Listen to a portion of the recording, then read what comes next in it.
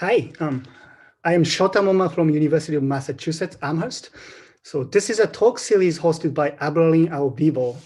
Abraham Ao Vivo Linguists Online is an initiative of the Brazilian Linguistics Association and is designed to give students and researchers free access to the state-of-the-art discussions on diverse topics related to the study of human language. I'm happy to introduce today's speaker, Colin Phillips from University of Maryland. The title of his talk is A Relationship Between Speaking and Understanding. I'd like to thank both Colin and Brazilian Linguistic Association for collaborating on this event. And I would like to remind you that questions can be posted on the chat. So this talk has a slightly different format than many other Abraham talks. Colin is going to divide up his talks into 3 or 4 subsections. And after each subsection, we are going to have a discussion session. So please feel free to post your question as they come along. Indeed, I encourage you to post a question as it occurs to you, as they occur to you. I'm going to read your question after each subsections when appropriate. So that's going to be the structure of this talk. Without further ado, I turn this over to Colin. So Colin. Okay, hi. Great, so I will share my screen now. Thank you, Shota. And thank you to Abraham for giving me the opportunity to do this. It's a wonderful benefit of the pandemic, one of the few benefits that we're able to do things like this. And I think Abraham has taken on a very creative approach to doing this. I want to also thank them for all the incredible help they're giving behind the scenes to make it easy for people to do this kind of thing. Okay, so what I want to do in this presentation is talk about something that I've been worried about for a long time, and also talk about some different findings that have sort of come together in the work we've been doing somewhat by accident, that we happen to be working on different topics and then noticed, oh, wait a minute, this one relates to this other one. How is that? And I want to see if I can put these together and explain to you the way in which I'm thinking about them right now. I should also make clear at starting out that Shota Moma is someone who worked closely with me on some of the background thinking behind this. And so if I have anything interesting to say, there's a good chance that Shota helped me get there. And if I say anything dumb, then he should take no blame. But I'm also talking about the work of many, many other people that have contributed to the different work here, and I'll try and highlight their contributions as we go along. As Shota mentioned, I'm hoping that this is something we can do not as a continuous monologue, but more in a type of tapas, small plates approach, where we have smaller bite-sized pieces of me talking, and then opportunities for discussion with you, and the opportunity to address different questions you might have. This is also because it's hard to listen to long continuous presentations. It's especially hard on Zoom. So if we break it up, it can be more interesting. Also, I don't have all the answers here, and I'm very interested in the thoughts that you guys might have to provide to this. Also, it's dinner time for us here in the East Coast of the US. I'm in the outskirts of Washington, DC. If you're joining from Europe, it's late at night. It's late night snack time. If you're joining from the US West Coast, then it's probably post-nap snack and second coffee time. So anytime is a good time for tapas. Okay, so let's get into this. A distinctive property of human language compared to some other human cognitive abilities is that there's both an action side and a perception side. You can talk and you can understand, and that's quite obvious. The thing that is not so clear is how much of those capacities that we use for the action side and the perception side of language is shared between the two. And that's going to be the question that I want to focus on today. I should make clear from the start that there are some pieces of language that are speaking and understanding that are obviously shared. And there are some pieces of speaking and understanding that I think are obviously not shared, but I'm interested in the stuff in the middle that's less obvious. So it's pretty straightforward that you speak the same language as you understand. So I speak English, I understand English. That's not surprising. So there's something shared. The words I know in my language, they're the same ones that I use in both types of tasks.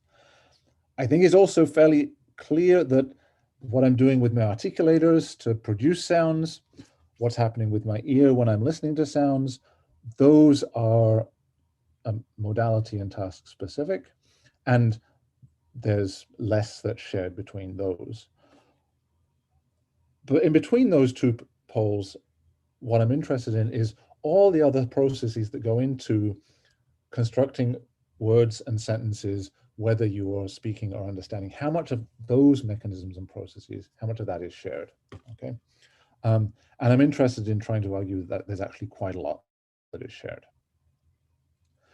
So this relates to something that I've been concerned about for many years, involving the relationship between things that we study in different subfields of linguistics. There's lots of interesting research on characterizing the grammars of different languages and what are the unifying mechanisms and principles underlying that. There are lively fields that study parsing in language comprehension and sentence planning and production. And to a large degree, they operate as somewhat independent fields that pursue different problems with different types of techniques and pursued by different people. I've been interested for many, many years in what is the relationship between what is the content of your grammar and what are the mechanisms that you use in comprehension. And I've been invested in trying to argue that there's an extremely tight link between those. The somewhat vexing third part of this, though, that I haven't given enough attention to until recently, and in particular until I started talking more with Shota, was the relationship between those two pieces at the bottom here, between comprehension and production.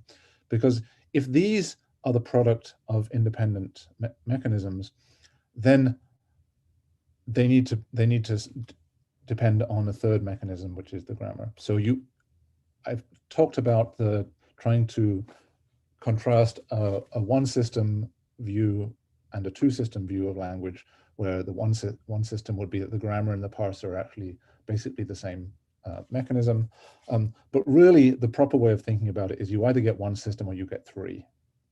So we've got to take the relationship between speaking and understanding seriously.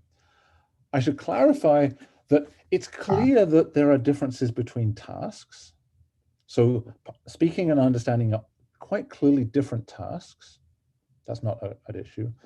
It's also clear that we can often study these different phenomena at different levels of analysis. Sometimes we work at a higher, more abstract level of analysis. We maybe ignore questions of timing. Sometimes we work at finer grained, lower levels of analysis. That's all clear. What I'm interested in, though, is whether we have shared mechanisms. That's the focus here. And in principle, you could use the same cognitive system in different task settings, where you can imagine you have the ability to relate sounds and meanings through structured representations. You could think about speaking, understanding, and making judgments, as linguists do, as simply different ways of using exactly the same ability. So comprehension, that is a task where you're using your ability to relate sounds and meaning, but you withhold information about what the intended meaning is. And so you have to fill that in. Production, you can think of as using exactly the same system, that you're trying to build this structured relationship between sound and meaning, but instead, what's withheld from you is information about the form that you need. And so you have to fill that in, and that's the thing that's missing. And judgment, the sort of thing that linguists do but normal people tend not to do, that's a use of the same system where the speaker has access to all form and meaning information, and you're being asked, well, do these forms and these meanings go together?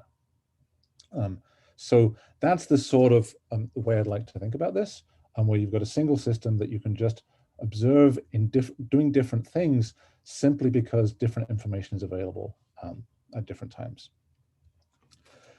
Now, there is a received wisdom about the relationship between speaking and understanding that goes back a long way, is that there are many reasons to think of speaking and understanding as being different on a lot of dimensions. So you have to do things in a different order. You encounter different phenomena that draw interest in these different fields. It looks like there's interesting evidence that maybe the size of your structure building and planning units are different in speaking and understanding. Pretty much everyone assumes that the size of your structure building unit in comprehension is pretty small, but there's interesting evidence that it's not so small in production. And there's a long history of interesting work on developmental and neuropsychological dissociations between speaking and understanding that gives some prima facie plausibility to the notion that really these are the products of quite separate cognitive systems. I'm not going to be able to address all of that here, but I'm going to address some of the pieces of this.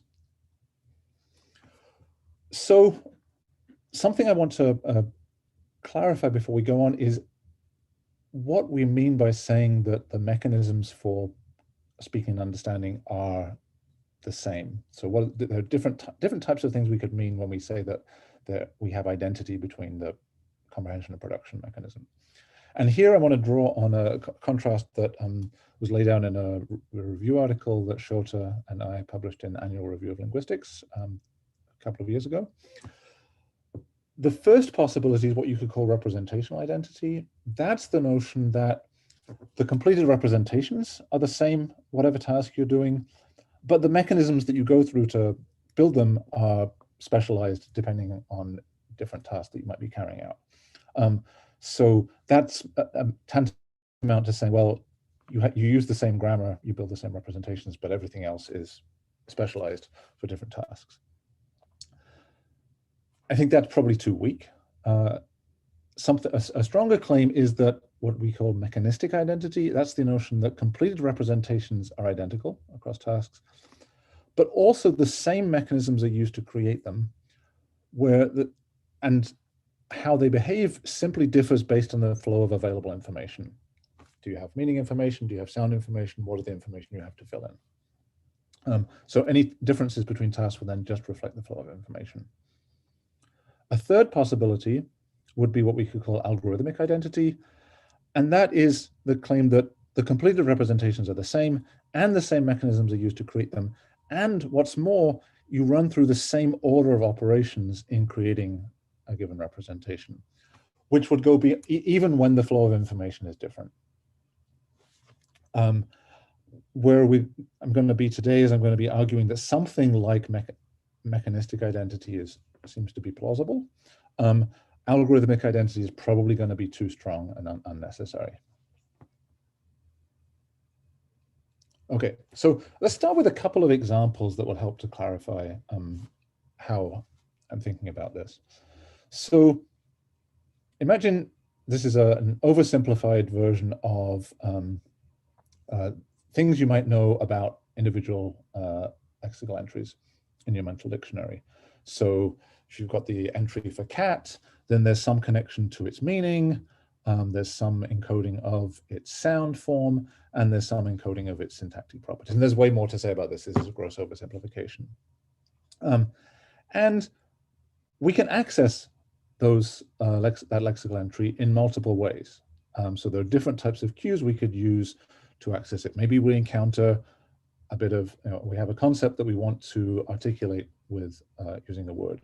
And so we'd use the meaning features to access this representation. Or maybe we have the sound of the word and we want to use that to access the representation. Or maybe we know something about the syntactic context and that would tell us that this word is possible in that context.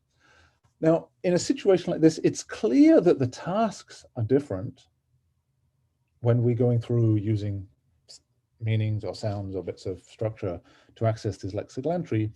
But we wouldn't claim that those are fundamentally different mechanisms.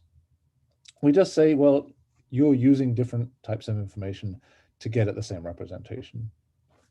And in this case, this is so simple. All that's at stake is whether you're accessing a stored, long-term stored lexical entry. There's nothing going on here in terms of building complex representations. So that's just the notion of things playing out differently, but using just the same mechanisms.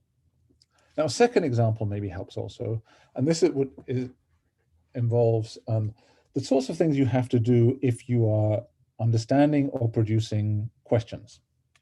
And questions in English and many other languages are you formed using so-called WH dependencies. So when you form a question in English, like, who did John say that Mary saw? There are a number of different things that you have to construct in order to make a question. You need some indication of the scope of the question. That tells you whether it's a direct or an indirect question. You need to know what is the thematic role. What's the what argument are you questioning? Is it the agent, patient, goal, time, location of some clause? And you also need to ensure that the scope and the thematic role position in your question are suitably connected, and there's no illicit structure in between those two. So you don't want the scope position and the thematic role position to be separated by a syntactic island. Okay, so those are all three things you've got to get right. And in different tasks, you're going to know different things. So English makes it really easy for you to see the scope because the WH word is the scope position is marked by the position of the WH word. That's really easy. In Mandarin, in contrast, the WH word is described as in situ, which is another way of describing the fact that it tends to sit in the position that corresponds to the thematic role. So Mary knows Johann bought what. The position of the WH word marks the thematic role and not the scope position. So in English and Mandarin, you have to, you're given by the surface word order one bit of information, and you have to fill in as a comprehender another piece of information. So in English, you have to fill in infer the thematic role position. In Mandarin, you have to infer the scope. And there's interesting psycholinguistic literature in both languages showing how it is that people go about constructing those and what happens when they go wrong.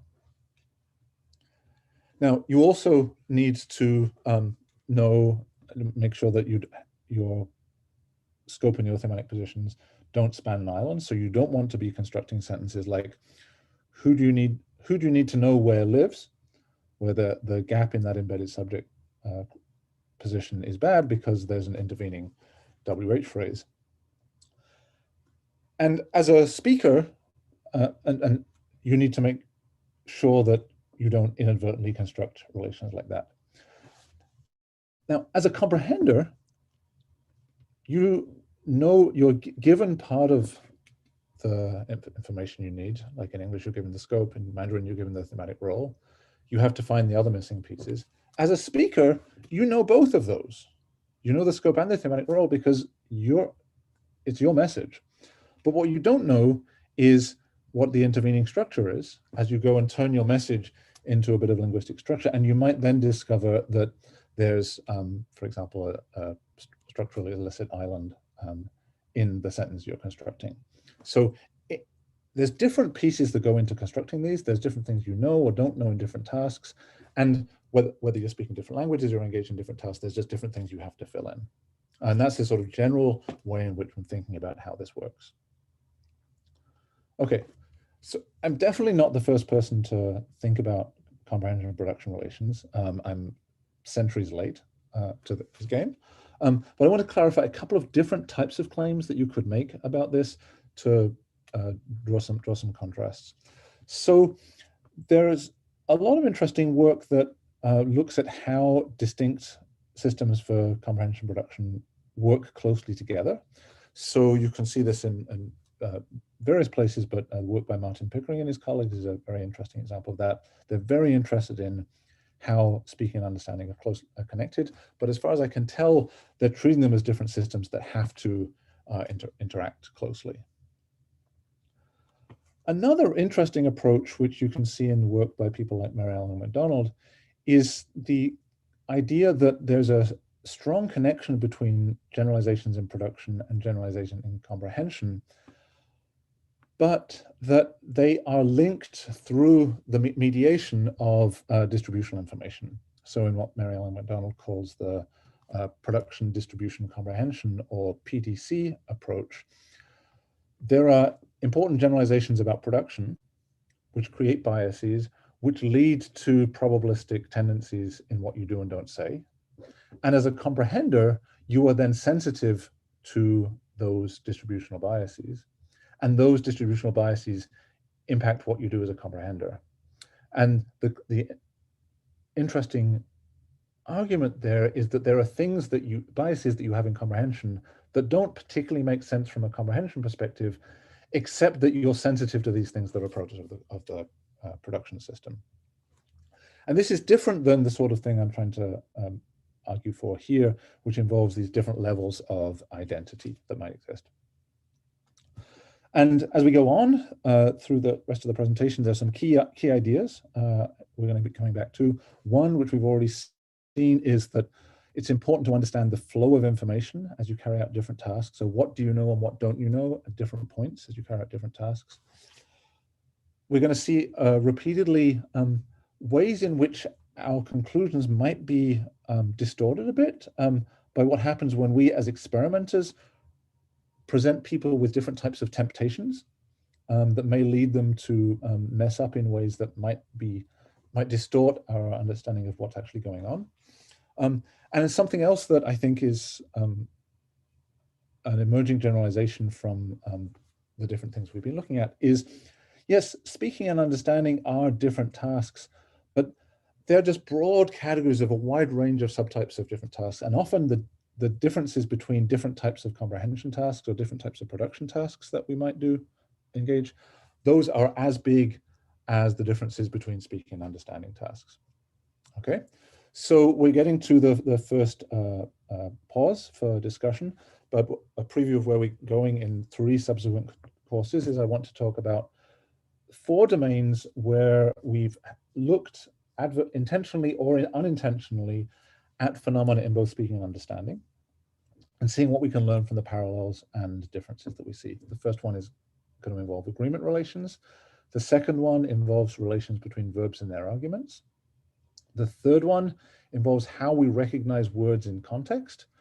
And the fourth one involves different ways in which we make mistakes when the correct word gets substituted for an incorrect word, or incorrect word gets substituted for a correct word. I made a speech error there. Okay, so this is our first stop to digest and discuss for a moment. So if there are any questions of clarification or things you'd like me to speak to right away, go right ahead.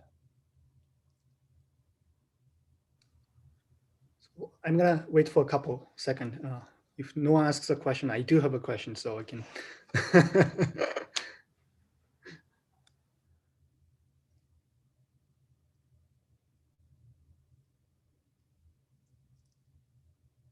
And if you're watching, I encourage people to chime in on the chat so that we know who's watching and where they are. We know it's very different times of day, different time zones wherever you are. It's good to know who's out there.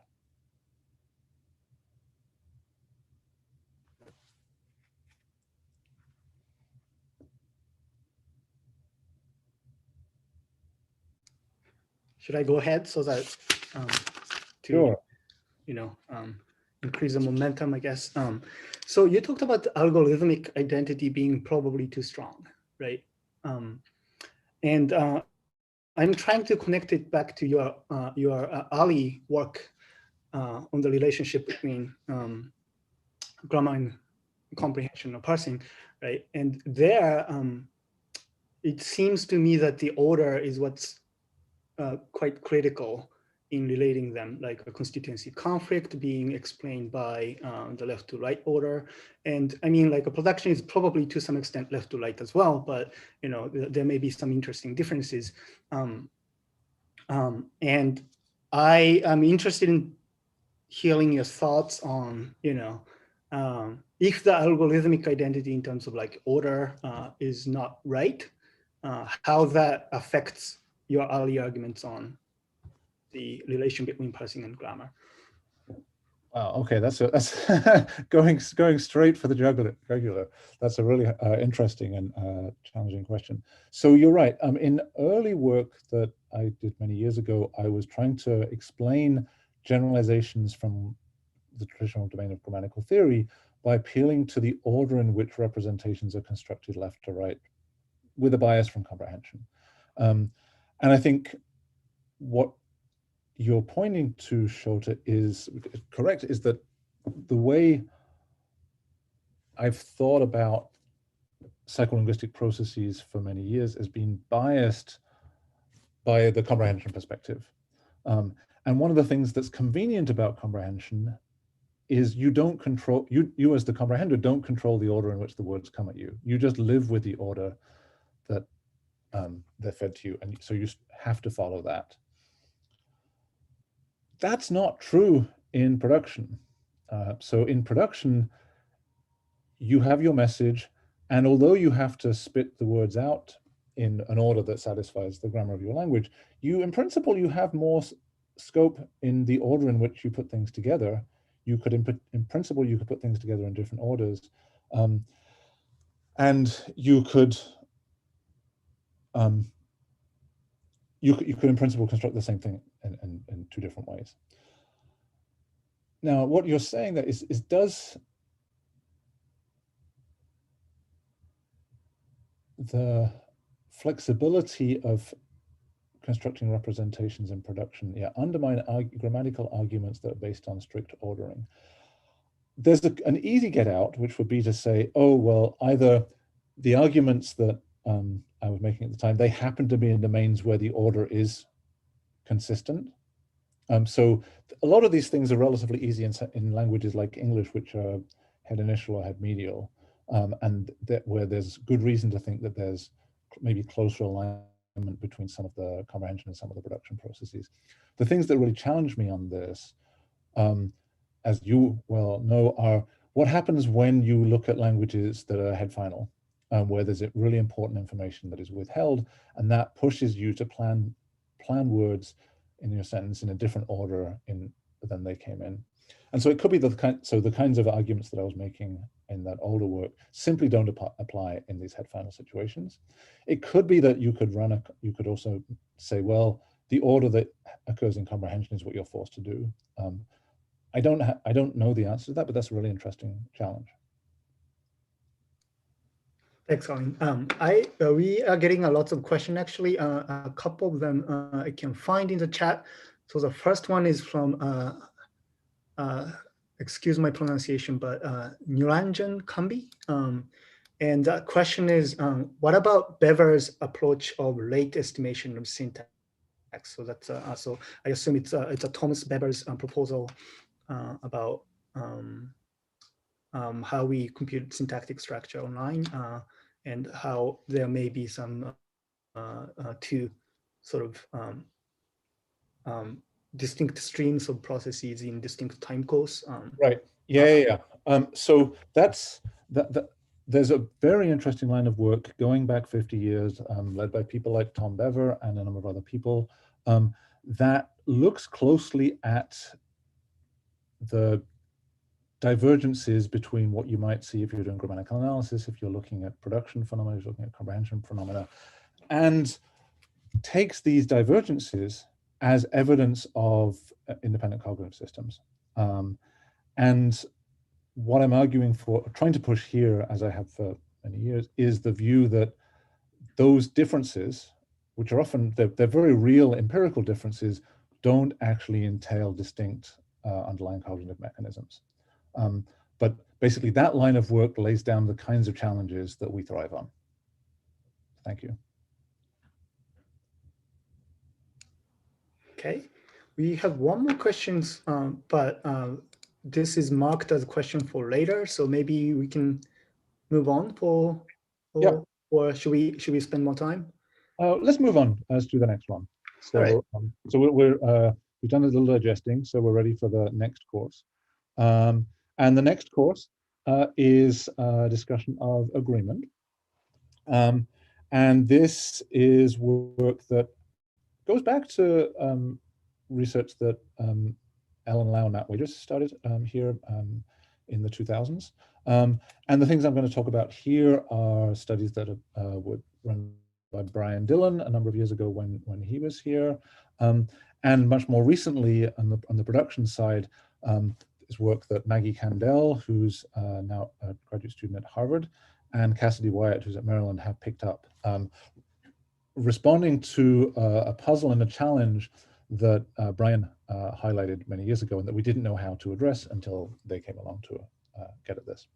Okay, so the focus here is on things like the inflection you put on verbs. English doesn't have a lot of this. Many other languages have a lot more, but you need to distinguish verb forms like eat and eats. We'll use eats for the third person singular present agreement.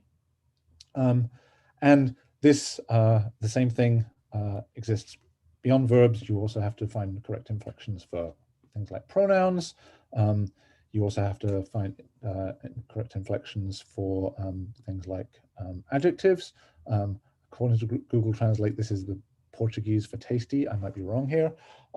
Now, in all of these situations, you have words whose form depends on the properties of another word or phrase in the sentence. And you have to ensure that those match appropriately. They have to agree. Now, as a speaker or as a comprehender, you have to do slightly different things. And that's going to be important. So as a comprehender, you're presented with a form and you have to make sure that it's okay. As a speaker, you have to find a form. You're not given a form. So you're, for example, if you've got a verb, you know you've got a verb in a sentence and you know it's going to have to agree with the subject in English. But you have to go and figure out what is the correct form for that. So the information you start with is a little bit different in those two cases. Now, what I want to show you is lines of work looking at how people comprehend and how they produce agreement, and a series of findings that make them look very similar in many ways, but with a couple of striking, one set of notable differences that I think we can capture in terms of flow of information, and another set of parallels, which is actually maybe even a surprisingly high degree of parallel, given what I've said already. Okay, so the focus of this is going to be on a phenomenon called agreement attraction. So that's something that happens all the time in speaking, and that it happens in understanding as well. So if you take sentences like the key to the cabinets are on the table, what you can see here is that this verb, the copula are, it should agree with the subject of the clause, which is the key, but it incorrectly agrees with the plural inside this modifier. And people produce errors like this all the time in production.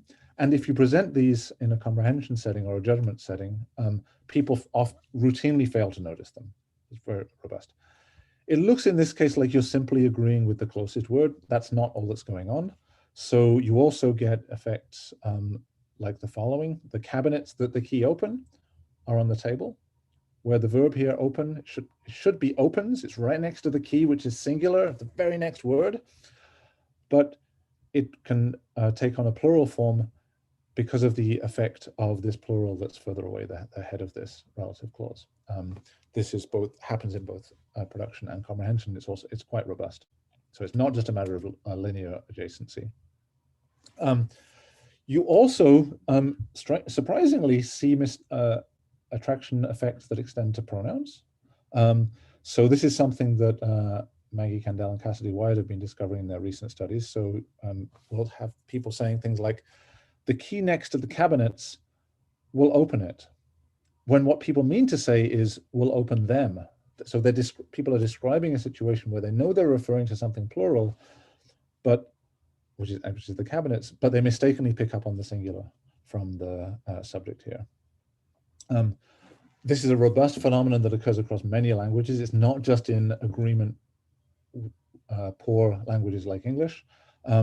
And it's something that happens in comprehension and in production.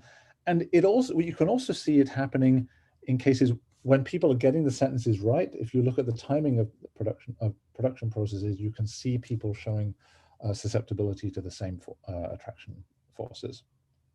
Now, how do we tend to think about it? One way in which people have thought about it, particularly people like Kathy Eberhardt and Kay Bock, is that these errors arise because people misrepresent complex phrases like the key to the cabinets. So this phrase should be, the key to the cabinets has a singular head. The whole phrase should be singular, but somehow it ends up being mistakenly treated as if it's plural.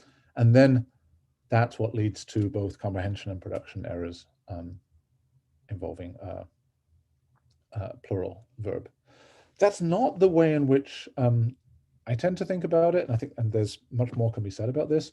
A way in which we've tended to think about this, going back to work led by Matt Wages and Ellen Lau, is that what's happening is more like a type of misretrieval process. So from the comprehension perspective, if you encounter a plural verb form like are, then you try to match that with plural elements in your memory representation. And you can be mistakenly respond to a partial match to the plurality on this noun here, and that's what leads you to mistakenly think you've got well-formed agreement, even though you haven't. Now, in production, again, these are going to be a little bit different, because when in that situation, you don't have a form that you're given, you have to generate a form. And so what this means is that you're given a verb form and you need to go and find what is the element with the right features that you should agree with. Okay, so I'm going to tell you about two generalizations that come from studies of agreement, where we have evidence on interesting parallels between comprehension and production. And they play out a little bit differently. So the first one involves what's called a plural markedness effect. So this is a generalization that was observed at least 30 years ago, I think, and worked by Bock and her colleagues. So one thing we know is sentences like the key to the cabinets are on the table. Those happen all the time. They're very easy to elicit. They're very robust as inducers of comprehension errors. Contrast that with a sentence like the keys to the cabinet is on the table. So this is it. What's different here is I just flipped every singular to plural and vice versa. So now you've got a plural head, singular inside the modifier, and you've got this verb that incorrectly agrees with the singular cabinet. Now, received wisdom is that there's a contrast between these, such that these sorts of errors are very common, and these sorts of errors are not. So plurals attract, singulars don't. This has been attributed to the markedness contrast between singulars and plurals. There's lots of interesting things to say about different types of markedness, but that shouldn't be a concern. That goes beyond our concerns here, but I'm happy to address questions on that. And there are lots of different studies that show things like this. Now, this is sort of puzzling if there should be this contrast if production is using a retrieval mechanism, which we think it is, because when you're a producer, you're not given a verb form. You're given the task of finding the features that you use to inflect your verb. And so there's not a clear reason why you should be differentially affected by retrieving singulars or plurals. And so this is a bit surprising. The studies that have found these types of effects in production typically involve a procedure a bit like this, where that's sometimes called a preamble completion task, where you hear things like, you hear the key to the cabinets, and you as a speaker, as a participant, have to say that preamble and then complete it in a way that includes a verb. So you might then say the key to the cabinets are on the table. And so this is an easy type of paradigm to run, though it's a little bit of a hybrid between comprehension and production, because you take the sentence, this partial sentence is the input, you then have to complete it, and you're not actually formulating a message yourself. In the studies that we've done on production, we take a different approach where we're actually having people produce agreement while conveying a message. So these are a series of different colored aliens that Maggie Candell created that we use to elicit these. And so the wiggling followed by having your antenna light up, that is called miming in this little alien world. And so we can use that to elicit sentences like the pinky above the greenies are miming each of them. This is a bluey, this is a pinky, this is a greenie. And if you have people see scenes a bit like this, they're animated scenes, and they want to describe that this pinky's antenna lights up, is the pinky above the greenies that's miming. And what people will often do is they will produce agreement errors when they're describing this scene. Okay, that happens quite robustly, like 20–25% of the time when people are describing these. And then doing it under some time pressure so they don't have much time to think about it. Now, so the generalization that we expected is that plurals attract and singulars don't. And it turns out what we see is not quite so straightforward. So in comprehension, this is an older studies by Matt Wagers and Alan Lau. They do find markedness effects in comprehension where you're being given a verb form. So in comprehension, cases like this show people mistakenly think they're okay. In comprehension, people don't fall for the cases like this in the same way. So that plural markedness effect seems to be robust.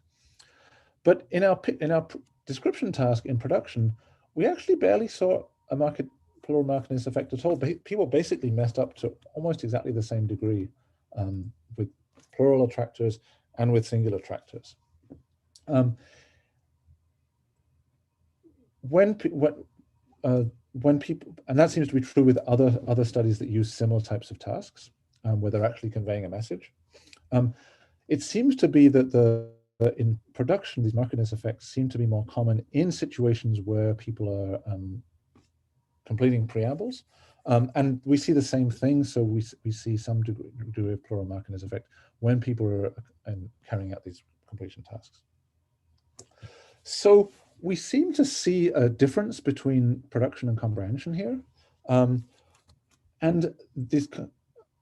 the contrast where you see a markedness effect in comprehension, but not in more open-ended production tasks, that probably makes sense from the perspective of a flow of information because of or is least explainable from a flow of information perspective, because the participant is given different information.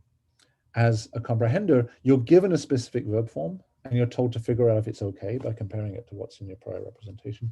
As a producer, you start with the need to inflect a verb, but you're not given its features. You have to go back and look at those, and you shouldn't see a singular plural bias there. So we can make sense of some differences between production and comprehension on this domain.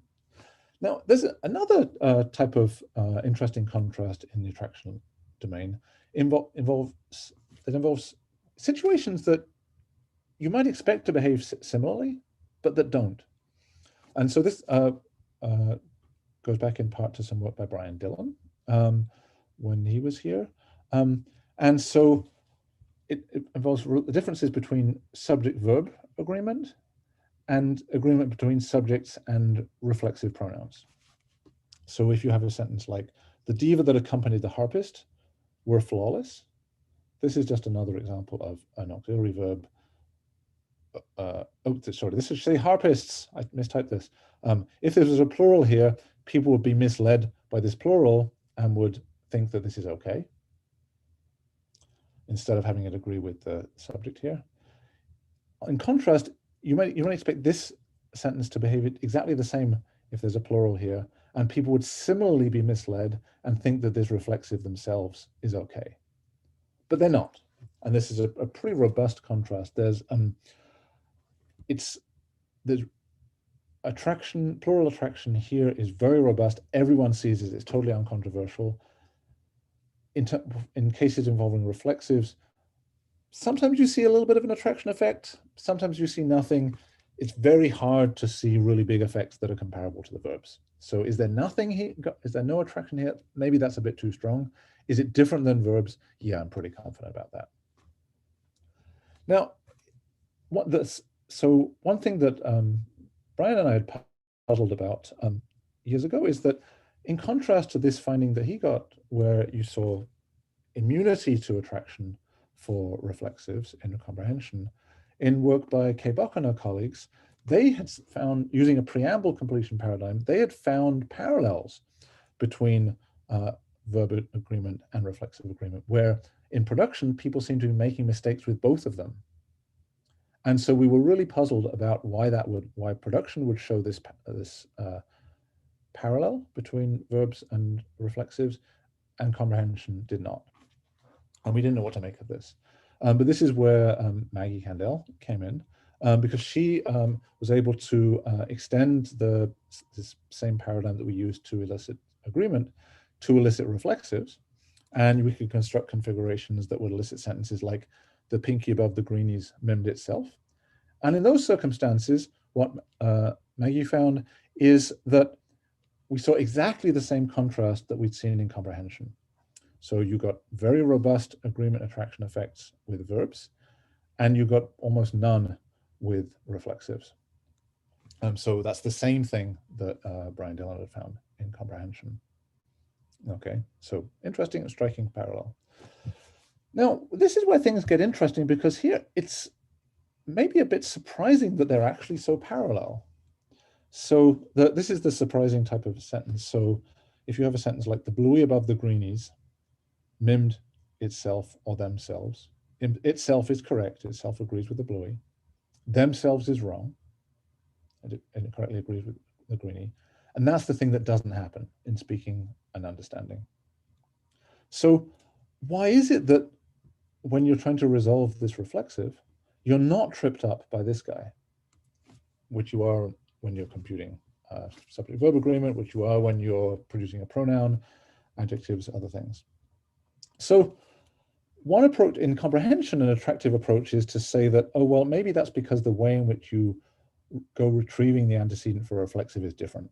Maybe you don't use the number on the reflexive as a retrieval cue. Therefore, if you're not using it as a retrieval cue, you don't get tripped up by this guy, and you go just to the correct subject. Okay. Now, that's all very well, but that doesn't really extend very well to production, because this account depends on whether you do or don't pay attention, use as a retrieval cue the number feature that's already marked on the word that you're given. But in production, you're not given the form of the word. You have to go and find that. So that's not going to be very much use for you. In production, on the other hand, where you also are not tripped up by this intervening guy, an attractive approach is to say, well, the reason why the formulation of the reflexive is correct and doesn't get tripped up is because you go about, you know the message early, and you go about formulating the form of the reflexive pronoun early on when you see that you have a reflexive predicate, before you know that you're going to need to formulate this modifier. Okay, and that's why, because the formulation of the reflexive happens before this, you don't get tripped up. That's interesting, and there's interesting evidence for that from Maggie Candell's work, where in studies using the preamble completion paradigm, where you don't have the ability to formulate the reflexive earlier, then you do get attraction. Now that's interesting, but that doesn't really extend to comprehension, because in comprehension, you can't plan the reflexive earlier because you don't know it's coming, because you don't control the message. So in this case, the puzzle is that we see striking parallels between speaking and understanding, but to some degree, they're tighter parallels than we might expect, given the way in which information is available to you when you're carrying out the different tasks. So that suggests that there's either something we don't understand about how you're carrying out these tasks, or there's an additional extrinsic constraint of the type that you would have if there's a like algorithmic identity between the speaking and production. And that's a puzzle that we have. The connection is even tighter than we expect, and we don't yet know the answer to that. Okay, so summary on agreement. We can look at detailed attraction profiles in comprehension and production. The tasks make information available at different points in time.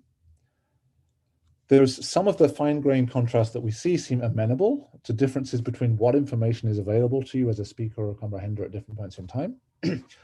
But there's this odd puzzle where the immunity to attraction for reflexives actually seems to show closer parallels between speaking and understanding than we might even expect based on the flow of information.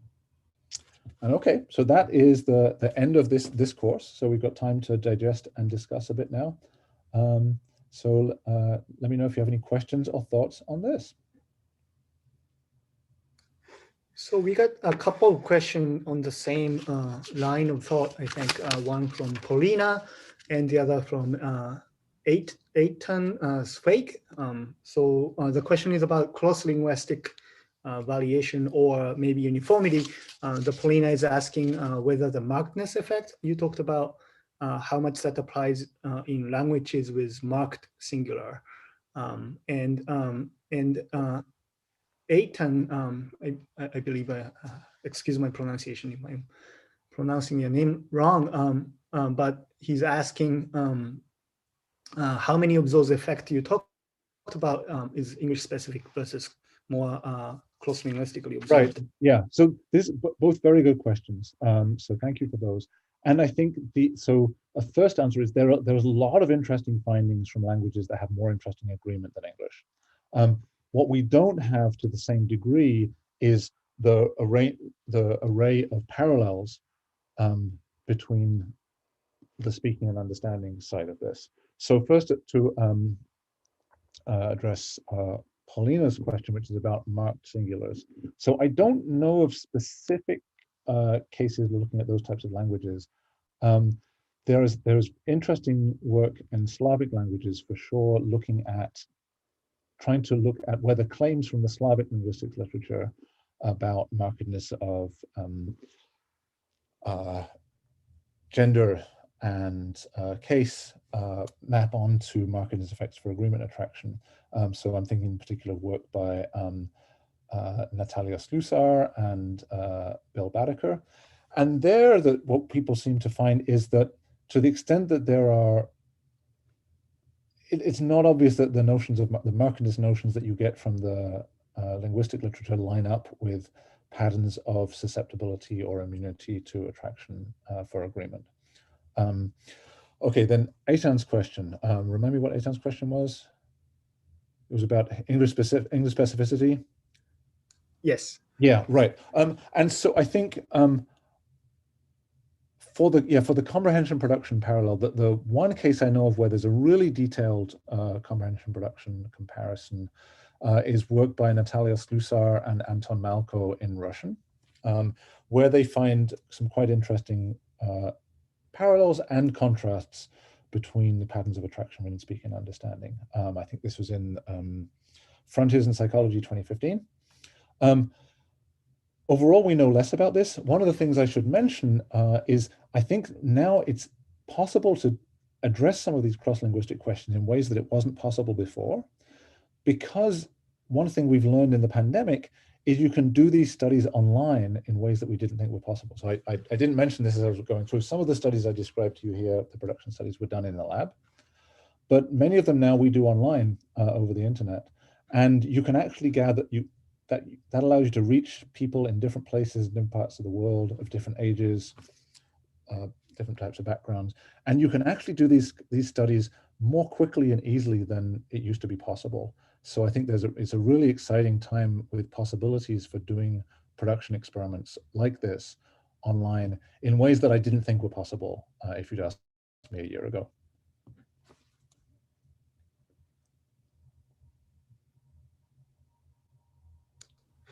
Okay. There's one more question for later, but I'm going to save it for later because it's probably better placed in the last discussion, I guess. But Okay, I'm gonna have one question then against myself. I'm gonna use my privilege as a yeah. So about the task differences. So you showed us a very interesting series of study by Maggie showing a different task giving rise to a different patterns in terms of agreement attraction. Do you think that that happens for comprehension as well? Like say, you can sort of create a situation, for example, where comprehender can predict whether reflexives are upcoming, let's say. And would you think that the effect now aligns with production or? Right. Yeah. So I don't know the answer, but based on what I said, I think that's what I'm committed to predicting. Yeah. Is that the general line, the general line of approach is that you use whatever information you have to be filling in whatever information you don't have as soon as it's available. And therefore, if you can move that around, then things should differ. That's why I was also puzzled by this degree of parallel in the generalizations about the reflexives at the end, because it looks like you have information at different points in time, and I would have expected them to be more different than they are. And that's what makes me wonder if there are additional constraints beyond simply following the flow of information.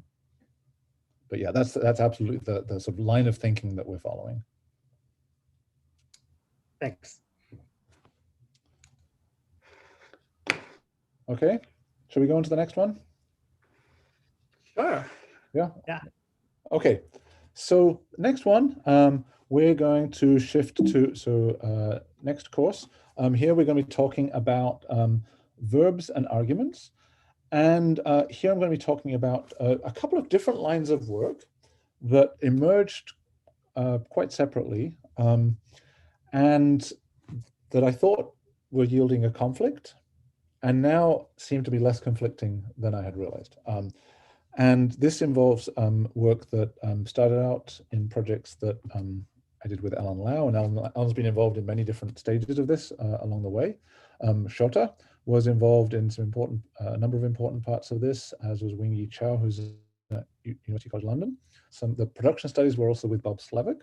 And important recent findings come from Masato Nakamura, who is a current graduate student at the University of Maryland, who is forcing us to rethink some of our assumptions about what people are good at and what people are not so good at.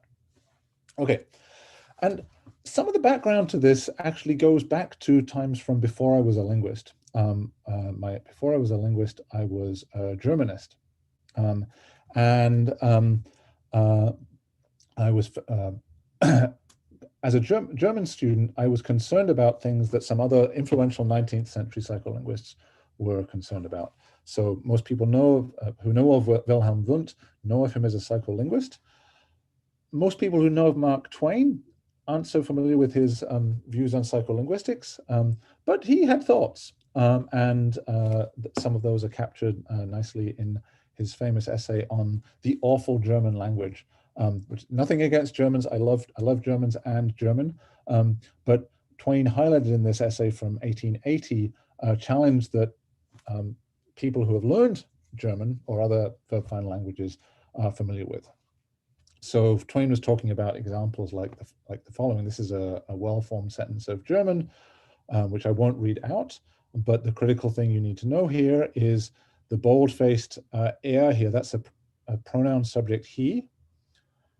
What verb is that the subject of? It's the subject of begegnet, meet. And though the verb and the subject are a long way apart because the subject is at the beginning of the clause and the verb is final. And Twain says in this essay about German, he says, well, this is from The Old Mamsel's Secret by Mrs. Marlitt, and that sentence is constructed upon the most approved German model. You observe how far that verb is from the reader's base of operations. Well, in a German newspaper, they put their verb away over on the next page. And I've heard that sometimes after stringing along the exciting preliminaries and parentheses for a column or two, they get in a hurry and have to go to press without getting to the verb at all. Of course, then the reader is left in a very exhausted and ignorant state. Now, of course, this is an exaggeration. People don't actually forget to say the verbs, but it can be challenging if you are dealing with a sentence where verbs are providing critical information, but they come very late. And this is going to be true also in many other languages. I also got to thinking about this sort of puzzle a number of years later when I was fortunate enough to work with a lot of very talented graduate students from Japan.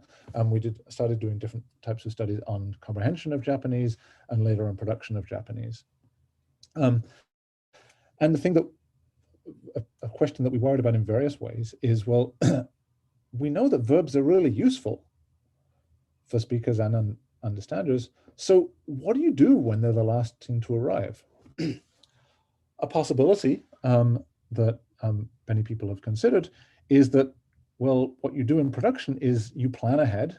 So even though the verb is going to be the last thing you say, maybe you figure out what the verb is going to be much earlier in the sentence, like an English speaker would, and just hold on to it until it's time to say it.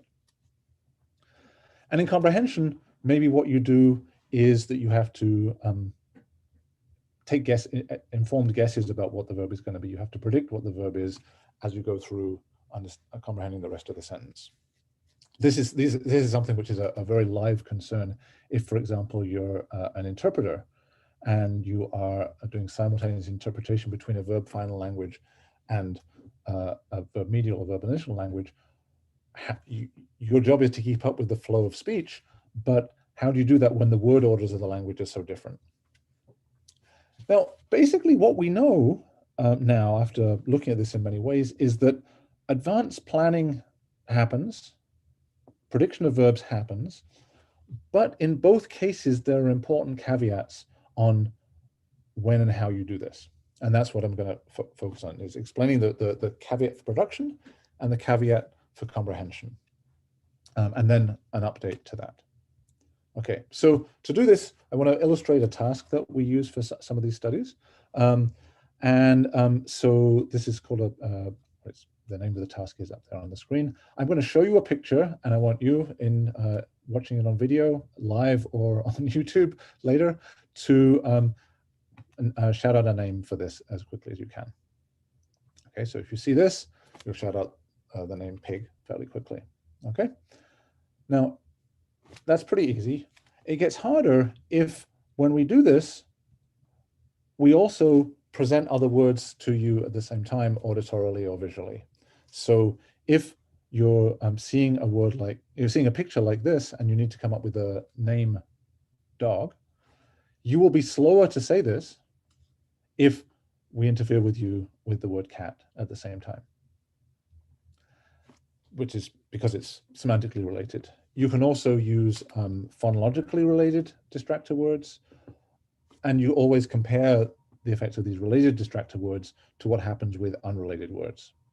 So rice, the time to say dog when you're distracted with rice will be used as a baseline, and people would ask, are you slower to say dog if you have a phonological or semantically related distractor?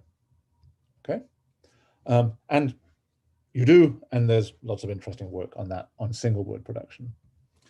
There's a very interesting elaboration of this technique that was introduced by folks at the Max Planck Institute in Nijmegen, Netherlands, in the 90s, I think first by Antje Meijer, where this technique was used in a situation where you're producing multi-word utterances. So if you suppose you're describing a picture and you need to say something like, the arrow is next to the bag, what Meijer asked was,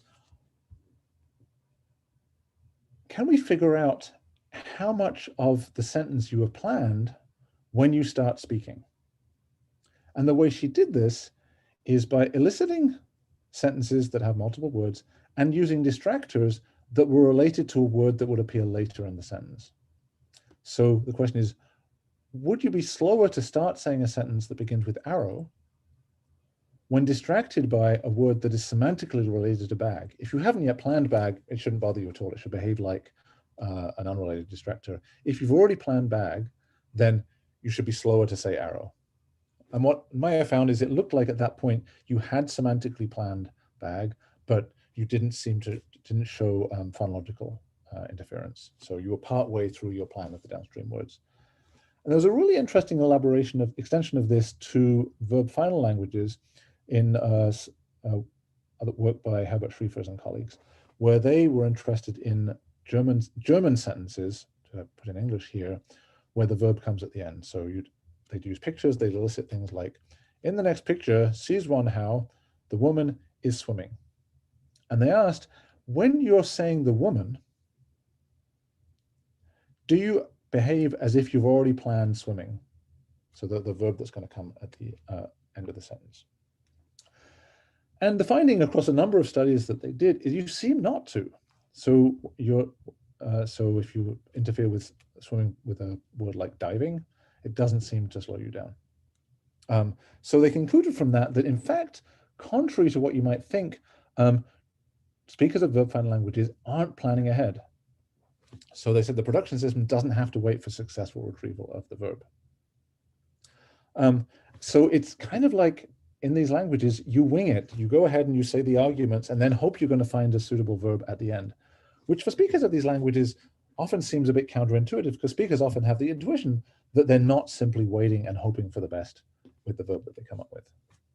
So Shota Moma, who's our discussant today, he took on this problem a few years ago with some clever manipulations looking at Japanese, where the cool thing about Japanese is you can, because of the ability to omit arguments, you can start the Japanese sentence with different arguments. So you could have pictures like the following that would elicit an object-verb sentence, like wiping the window, and the target verb was wipe, but Shota would interfere with using a verb like rub, which is not what you do to a window in Japanese. And the question would be, when you start to say the object, do you behave as if you planned the verb? Similarly, he had intransitive sentences like the dog is barking. And the question was again, when you're about to say the subject, do you behave as if you planned the verb? Okay. And what was found was very, very interesting. So if when eliciting just the verbs, you got interference with the transitive verb with the intransitive verb, the interfering words were effective. In a study where he was just eliciting the nouns, so like window or dog, you got no interference. That shows that these two things show that the experiment was set up fine, that the distractors were just related to the verb. When eliciting the sentences, these two-word sentences, what you saw is you got a very clear disruption effect in the object-verb sentences, which indicates that when you're about to say the object, you've already planned the verb. But in the subject-verb sentences, when you're about to say the subject, you haven't planned the verb. So this replicated the finding from Germans that when you say a subject, you haven't yet committed to the verb. But it does show there's some degree of look ahead, because by the time you get to the object, you have to plan the verb. Okay, and then this was extended. Shota did a number of subsequent experiments getting it, building on this in English in different situations. So the Japanese study we've already seen, he did a English active-passive manipulation with sentences like the chef is chasing the ballerina and the ballerina is being chased by the chef, and found exactly the same contrast seen in Japanese, where when you say the chef, the subject of an agent, you behave as if you haven't planned the verb. When you say the ballerina, the subject of a passive, you behave as if you have planned the verb. So it's not, the contrast is not really about being a subject, it's about being an agent or a patient. So it's when you say the patient, you have to have planned the verb. And in a follow-up study in linguistic inquiry in 2018, Shota extended this to unaccusative and unergative verbs. So unergative verbs, those are intransitive verbs that have a more agentive subject. Unaccusatives are intransitive verbs that have a more patient-like subject. And there he saw exactly the same contrast, and he's replicated that in subsequent studies where agents don't seem to require planning ahead of the verb, patients do. Okay, so it seems from these production studies like there's a close contingency between, in order to produce a patient, you have to commit to what the verb lemma is. but you don't have to do that for agent. So there's a close coupling, important role for argument structure in controlling the time course of production planning.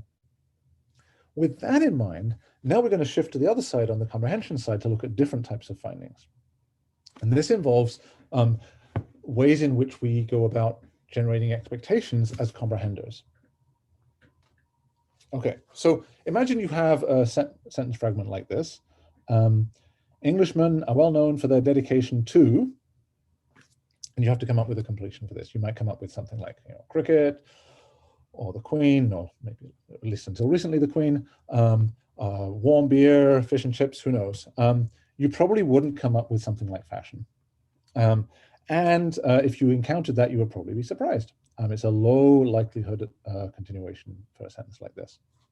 And people are generally very sensitive to likely or unlikely completions.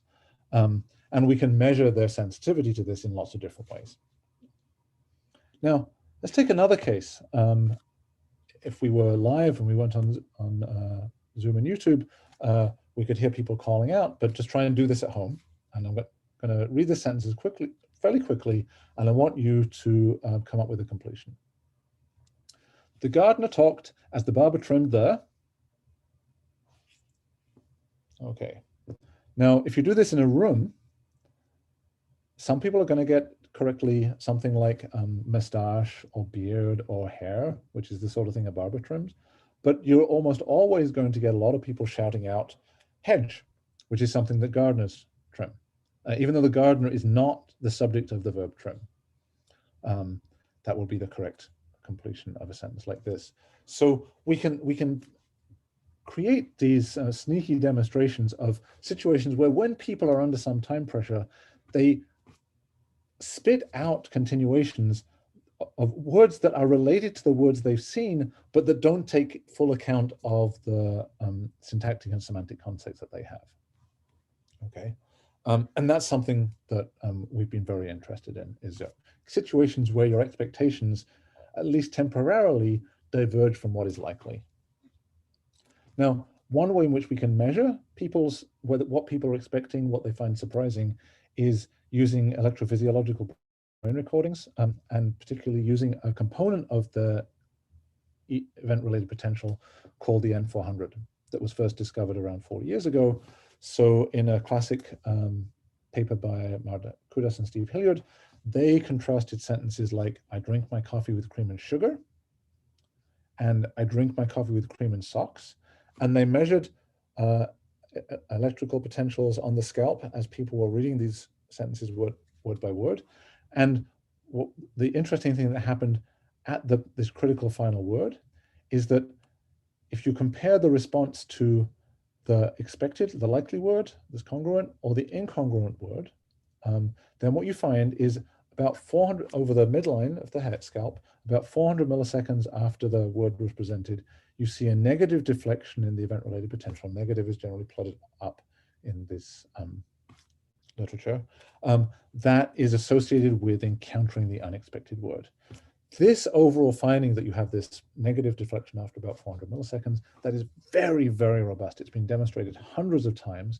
In fact, now we know that basically every open class word you encounter as you're listening to me now is eliciting an N400 response, and it gets bigger or smaller as a function of whether the word I'm saying is expected or unexpected. The more unexpected it is, the lower close that word, the larger the N400. Very, very robust effect. That's just one way in which we can measure different types of expected or unexpected words. So we can present contexts like, the cop arrested, and maybe if we present the word dog and then measure people's electrophysiological responses, then we can measure people's surprise through things like an N400. In other tasks, we maybe use a visual world paradigm where we're using people's looks to pictures ahead of the speech stream to figure out what they're anticipating. In other types of paradigms, we actually have people explicitly engage in a closed task, sometimes under time pressure, where we give people fragments and they have to spit out the answer. So you might say the cop arrested the crook. And typically we use these pretty interchangeably, where it seems like what is happening is people are taking a context, they're inferring likely messages, and they're creating expectations for the words that they think are likely based on those messages. And then they're expressing surprise or not, or they're moving their eyes in anticipation, or they're saying the words they think are likely. And these different measures seem to align pretty closely much of the time. Now, here's where we get to the argument structure puzzle. So in a sentence like the thief that the cop arrested, or a phrase like the thief that the cop arrested, is not a full sentence, the verb arrest is very likely, cops arrest thieves. If we flip the roles, the cop that the thief arrested is now low close. It's not very likely. And so you would expect, based on loads and loads of findings in the literature, that if you contrast these and measure people, use measures of expectation, people should be unsurprised at this and they should be surprised at this. And you should get, for example, an N400 response in ERPs, because N400 typically tracks close probabilities. But here it doesn't. Basically, if you present these, what has been shown many times is that you get basically the same N400 response to arrest in both contexts. This is not an illusion per se in that humans notice the anomaly. It's what's at stake here is that the N400 component of the ERP does not notice it. So if that's, people often take that as a measure of people's lexical expectations. So it's as if these words are equally expected in these two cases. Something we know also from other work, in part first by Wing Yi Chao, and then replicated and extended from Chinese to Japanese by Shota, is that if you just manipulate the timing that people have to work with the context, then people then form more accurate expectations. Do we have, people behave as if their early expectations seem to be simply guided by lexical associations, as reflected in things like N400s, as reflected in their looks in a visual world paradigm. And later on, they seem to have role-specific expectations. So in a study by Shota that we're going to build upon in a moment, he presented Japanese speakers with simple sentences like be nominative sting, which bees do stinging, that's likely, or be accusative sting. Bees don't get stung generally, that's not very likely. So that nominative accusative manipulation is similar to the role reversal manipulation in English. And then he would either have a short interval of time between the be and the verb, or a longer interval of time between the be and the verb. So just people have more time to form expectations. When the verb appeared close, people didn't seem to care about the case marker, as if they had they simply cared about the association between be and sting. When they had more time, they cared. Okay, so this is like a diagram of what seems to be going on, is you get be in the context. If you present the word sting shortly afterwards, then people are not surprised, even though sting actually should be weird at that point. If you instead present it a bit later, after people have had more time to formulate expectations, then they are surprised. Okay, I think the next slide has some Mandarin examples from Wing Yi Chao's examples. I'm not going to go through this in the interest of time. I'll leave it there so you can look at it on YouTube after the fact if you're interested. But basically, Wing Yi showed the same thing previous to Shota showing this in Japanese with some additional manipulations, and it showed the same results. So at that point, it looked like we have a conflict between production, where verb planning is tightly guided by argument roles, and comprehension, where it seems like verb prediction is initially blind to argument roles. And so it looked like, well, despite the temptation to see verb planning and verb prediction as being closely related, they seem to engage your knowledge of argument structure differently. But there are two important caveats to this, which will wrap up this section. So first, well, they're actually not exactly the same task that you're carrying out in the two cases. So when you're producing a verb, planning a verb in production, you're using the verb to identify its patient, and you're assigning an abstract linguistic role to a known event that's right in front of you that you're describing. In comprehension, when you're predicting a verb, you're using an argument role to infer likely messages from your store of world knowledge. So you have to probe your long-term memory of events. And so what you're doing you're trying to get events that contain that argument in an appropriate role, but you're using the argument role to a different end. So the tasks, although superficially the same, are actually not the same. So maybe we could give a flow of information explanation to the contrast that we see. But it turns out there's an even more important difference, which is has emerged from this recent work by Masato Nakamura, where he tried to do the same thing that Shota Moma had done in a comprehension task measuring electrophysiological brain recordings, and that other people had done with an eye-tracking visual world study, but instead simply having people take fragments and produce a completion.